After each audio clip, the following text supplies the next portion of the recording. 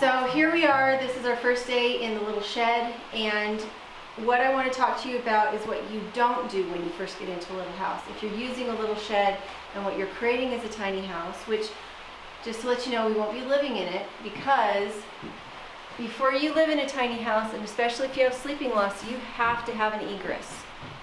And there are other safety concerns that you have to take care of before you can live in it. So we have the kids bringing everything in. You can see we're just systematically putting things where we can see them. And as we do that, I can look around and I can say, okay, so first off, I see that I don't have somewhere to put coats. And right now it's raining. So it's raining, you can hear the tin on the roof. There is, first off, we're not sleeping here, and we're not just pooping in a bucket and dumping it somewhere. For right now, we have an RV next to the shed so that we can make sure that we're using safe practices and that we're not endangering our children, we're not endangering ourselves, and we're thinking through things and doing them in a logical progression. But the first thing that I see is that I need to get some hooks for putting coats on. And rather than going through and putting a hook in each 2x4, what I'm going to do is get a 2x4 and put hooks in it so that I'm only drilling 2 holes and it's easily removable and we're not leaving a lot of mess on the walls.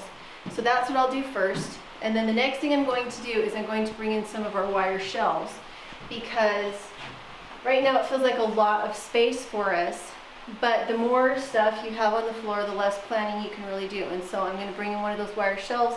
One will be for clothing, one will be for food, one will be for camera gear, and we'll start to systematically put things up on walls so that we can really see the layout and decide what we're going to do. We also need to get a couple tables, because I personally feel like it's more pleasant to cook in a wide open space than in a very small space. So even though we have the kitchen in the RV and we will be using it, I'm going to set up a summer kitchen, which is what this would be. Thank you, honey. So I will be setting up a summer kitchen here in our shed, so that, come show them how wet you are, honey. It is quite soggy out there. We're grateful for our long coats. This is what Idaho calls a rainstorm. Yeah, it's a light drizzle. Yeah. So we have been living out of tubs. Once we moved from the RV into the minivan, the tubs were working really well because we could organize things. There was a hard shell on the outside so that we could just slip in and out of places and grab one set of clothing.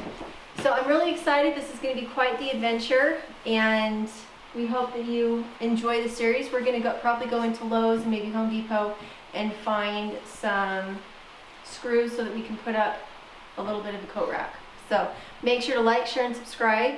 And go check out all the tours that we took so that we really knew what we wanted to do once we got into our own tiny space.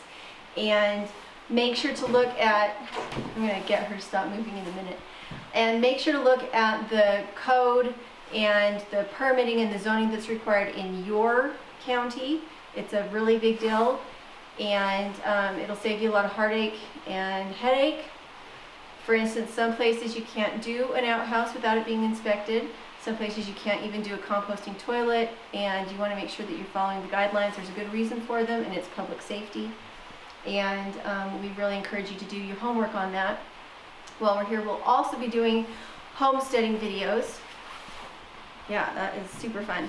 While we're here, we'll also be doing homesteading videos, but any videos pertaining to butchering or other graphic details of homesteading life, we will be putting either on our Patreon, or we will be doing a Kickstarter later so we can do a series about it.